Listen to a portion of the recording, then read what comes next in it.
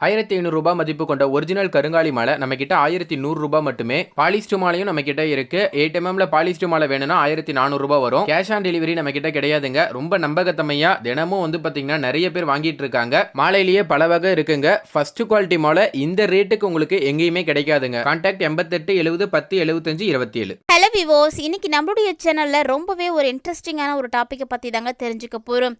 ஒரு நாடு வளர்ச்சி பெற வேண்டும் அப்படின்னா அதற்காக பாடுபட வேண்டிய நாட்கள் அப்படின்னா நிறைய நாட்களை சொல்லலாம். ரொம்ப போராடணும். நாட்டினுடைய வளர்ச்சிக்காக வரக்கூடிய தடைகளை எல்லாம் சமாளிக்கணுங்க. ஏற்படக்கூடிய எதிர்ப்புகளை எதிர்த்து போராடக்கூடிய ஆற்றல் அப்படிங்கிறது கண்டிப்பாக தேவைப்படும். அந்த வகையில் சுமார் 4 ஆண்டுகளில் 3 மடங்கு வளர்ச்சி கண்ட ஒரு நாட்டை பற்றி தான் நம்ம இந்த பதிவில் நம்ம பார்க்க போகிறோம். அப்படி வெகு விரைவாக வளர்ச்சி பெற்ற அந்த நாடு எந்த நாடு, மேலும் அவர்கள் வளர்ச்சி பெறுவதற்கு இருக்க முக்கியமான காரணம் என்ன அப்படின்றத பற்றியெல்லாம் இந்த பதிவில் நம்ம தெளிவாக பார்க்கலாங்க.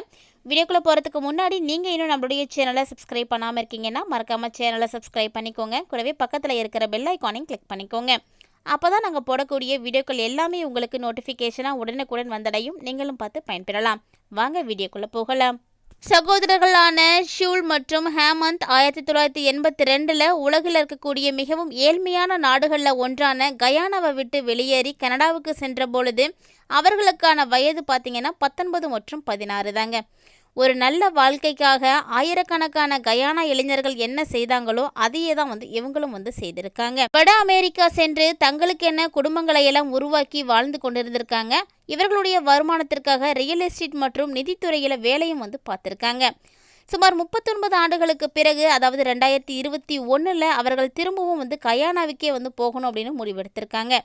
சமீப காலங்களில் பெட்ரோலியம் மூலம் கிடைத்த வருமானத்தால் கயானாவினோட பொருளாதாரம் ரொம்ப அதிக அளவு உயர்ந்ததுங்க. இதனால் நாட்டை விட்டு வெளியேறிய அவர்கள் கயானா நாட்டினுடைய தலைநகரான ஜார்கவுண்ட் உள்ள அதிக மதிப்பிருக்கக்கூடிய சொத்துக்களை விற்பனை செய்வதிலும் வாடகைக்கு விடுவதிலும் தங்களுடைய நிபுணத்துவத்தை பெற்ற ஒரு ரியல் எஸ்டேட்டை நடத்திட்டு வந்திருக்காங்க.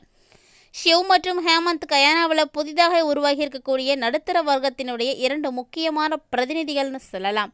இந்த புதிய நடுத்தர வர்த்தகம் அப்படிங்கிறது கயானா நாட்டில் இருக்கக்கூடிய கச்சா எண்ணெய் ஆய்வு தொடங்கியதிலிருந்து மீண்டும் நாட்டிற்கே திரும்பிய மக்கள் தாங்க. 2019 முதல் இந்த கச்சா எண்ணெய் ஆய்வினுடைய காரணமாக உலகில் வேகமாக வளரக்கூடிய பொருளாதாரங்களில் ஒன்றாக மாறியிருக்கு. அவர்கள் கண்ட வளர்ச்சி அப்படிங்கிறது சாதாரணமானது கிடையாதுங்க. வரலாறு காணாத பொருளாதார ஏற்றத்தை பார்த்துருக்காங்க. கயானா அப்படிங்கிறது தென்னை அமெரிக்காவினுடைய வடக்கு பகுதியில் சூரியனா மற்றும் வெனிசுலாக்கு இடையே அமைந்திருக்கக்கூடிய ஒரு நாடு. வெறும் 8 லட்சத்திற்கு அதிகமான மக்களை பெற்றிருக்கக்கூடிய கயானா ஆரம்பத்தில் கருப்பு உற்பத்தியாக டச்சு காலனியாக தாங்க உருவாக்கப்பட்டிருக்கு. 1966 வரைக்குமே ஐக்கிய ராஜாங்கத்தில் இருந்து கயானாவிற்கு சுதந்திரம் அப்படிங்கிறது கிடைக்கவே இல்லையாம். 2015 ஆண்டில் தான் அமெரிக்க எண்ணெய் நிறுவனமான எக்ஸ்கானா மொபைல் நாட்டின் கடற்கரையோரம் பொருளாதார ரீதியாக லாபமளிக்கக்கூடிய எண்ணெய் வயல்களை கண்டுபிடித்ததா சொல்லியிருக்காங்க. அடுத்தடுத்த ஆண்டுகளில் நிறைய பெரிய கம்பெனி மூலமாக உருவாக்கப்பட்ட ஒரு கூட்டமைப்பு தாங்க கயானிஸ் கடற்கரையிலிருந்து 200 கிலோமீட்டர் தொலைவில் எண்ணெய் கிணறுகளை தோண்டினாங்களாம். தோராயமா 1100 கோடி பீப்பாய்கள் அளவிலான எண்ணெய் இருப்புகள் இன்று வரை கண்டுபிடிக்கப்பட்டிருப்பது முக்கியமான விஷயம். ஆனால் சமீபத்திய மதிப்பீடுகள் இந்த அளவு 1700 கோடி பீப்பாய்கள் அளவில் எட்டும் அப்படின்னு சொல்லப்பட்டிருக்குங்க. இது 1400 கோடி பீப்பாய்கள் என மதிப்பிட்ட பிரேசிலின் மொத்த எண்ணெய் இருப்பை விட கொஞ்சம் அதிகமாக தாங்க காணப்படுது. 2019 வரைக்குமே கயானாவினுடைய மக்கள் வாழ்வாதாரம் மற்றும் நாட்டினுடைய பொருளாதாரம் குறித்து பார்த்தோன்னா விவசாயம், தங்கம் மற்றும் வைரச் சுரங்கம் மற்றும் மரம் வெட்டுதல் ஆகியவற்றை சார்ந்துதான் இருந்திருக்கு. ஆனால் அந்த ஆண்டு முதலே எண்ணெய் வருவாய் கயானா நாட்டினுடைய மொத்த உள்நாட்டு உற்பத்திக்கும் குறிப்பிடத்தக்க ஊக்கத்தை அளிக்க தொடங்கியதுங்க. 2020 ஆண்டில் பார்த்தோம்னா பிரேசிலுடைய அப்போதைய பொருளாதார அமைச்சராக இருந்த பாலோ குடெஸ் கயானா நாட்டினுடைய ஐக்கிய அரபு எமிரேட்ஸில் உள்ள நகரங்களில் ஒன்றான துபாயோடு ஒப்பிட்டு பேசினார். எண்ணெய் வளம் மூலமாக கிடைக்கக்கூடிய செல்வத்தின் அடையாளமாக திகழ்கிறது துபாய் அப்படின்னு சொல்லியிருக்காரு. மேலும் கயானா தன்னுடைய பிராந்தியத்தின் புதிய துபாய் அப்படின்னு குடெஸ் கூறியிருக்காரு.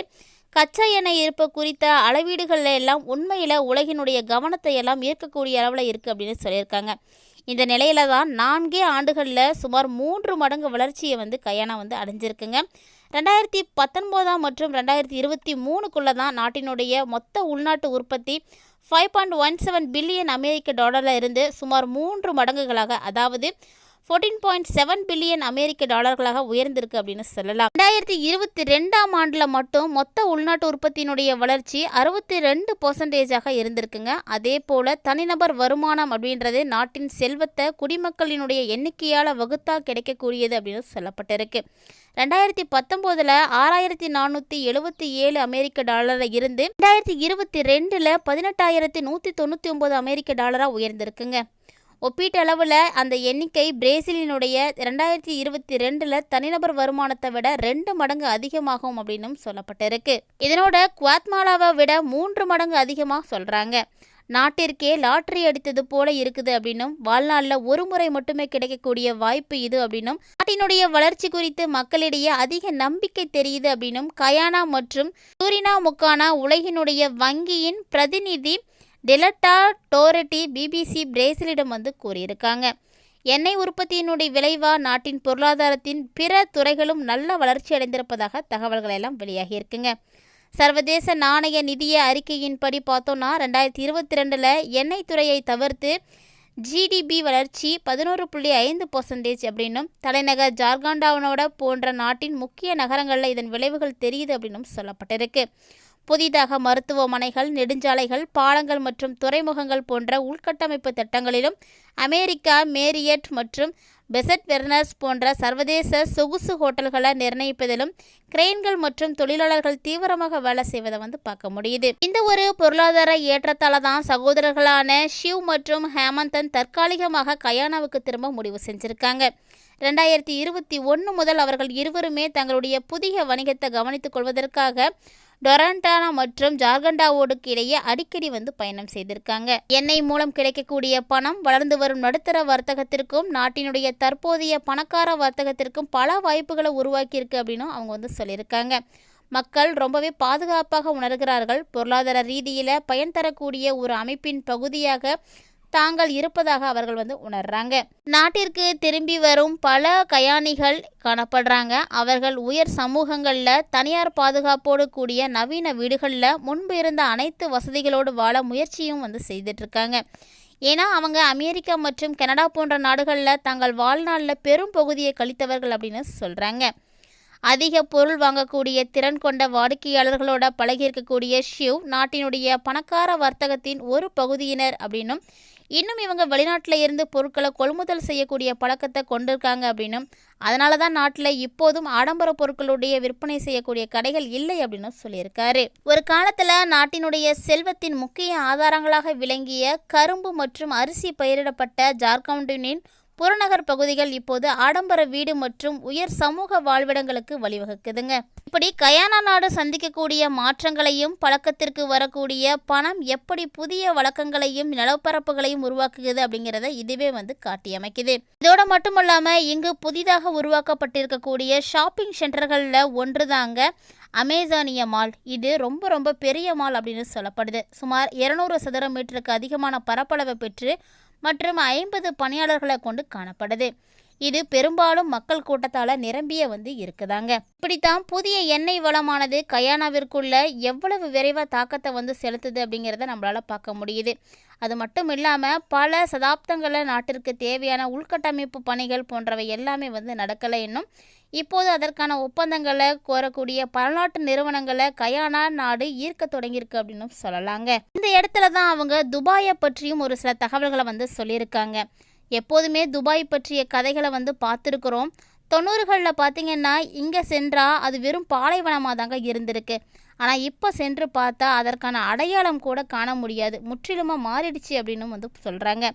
இன்னும் 20 ஆண்டுகளில் மக்கள் இந்த நாட்டை பார்த்து இது கயானா என்று என்னால் நம்பவே முடியல அப்படின்னு சொல்லுவாங்க. அத்தகைய மாற்றம் இங்கேயும் நடக்கும் அப்படின்னு நம்புகிறேன் அப்படின்னு ரிச்சர்ட் சிங் கூறியிருக்காரு. துபாயோட கனடாவை ஒப்பிடும் பொழுது நம்பிக்கையான தோனியில தான் சிங் ஒப்பிடுறாருங்க. ரிச்சர்ட் சிங் ரொம்ப நம்பிக்கையை என்ன சொல்லியிருக்காருன்னு பார்த்தீங்கன்னா, நாட்டினுடைய பொருளாதாரத்தினுடைய உச்சத்தை இன்னும் மிக விரைவில் கயானா அடைஞ்சிடும் அப்படின்னு நினைக்கிறேன்னு கூறியிருக்காரு. அதற்காக தான் ரொம்பவே நம்பிக்கையாக இருப்பதாகவும் சொல்லியிருக்காரு. இது மட்டும் இல்லாமல் கயானாவை பற்றி இன்னும் உங்களுக்கு என்ன விஷயங்கள்லாம் தெரியும் அப்படின்றத கமெண்ட் பாக்ஸில் எங்களோட வந்து ஷேர் பண்ணிக்கோங்க. கூடவே இந்த பதிவில் இருக்கக்கூடிய தகவல்கள் அனைத்தும் உங்களுக்கு பிடிச்சிருக்கு அப்படின்னா தவறாம வீடியோக்கு லைக் பண்ணிட்டு வீடியோ பற்றிய கருத்துக்களையும் எங்களோட வந்து ஷேர் பண்ணிக்கோங்க. கயானா நாட்டை போல மிக விரைவில் வளர்ந்து வந்த நாடுகள் உங்களுக்கு தெரியும் அப்படின்னா அந்த நாட்டினுடைய பெயரை கமெண்ட் பாக்ஸில் தவறாமல் வந்து பதிவு செய்துடுங்க. இது போன்ற சுவாரஸ்யமான தகவல்களை எல்லாம் உடனுக்குடன் தெரிஞ்சுக்கிறதுக்காக நம்முடைய சேனலை சப்ஸ்கிரைப் பண்ணிட்டு தொடர்ந்து ஃபாலோ பண்ணிக்கோங்க. மீண்டும் மற்றொரு சுவாரஸ்யமான பதிவில் சந்திக்கலாம்.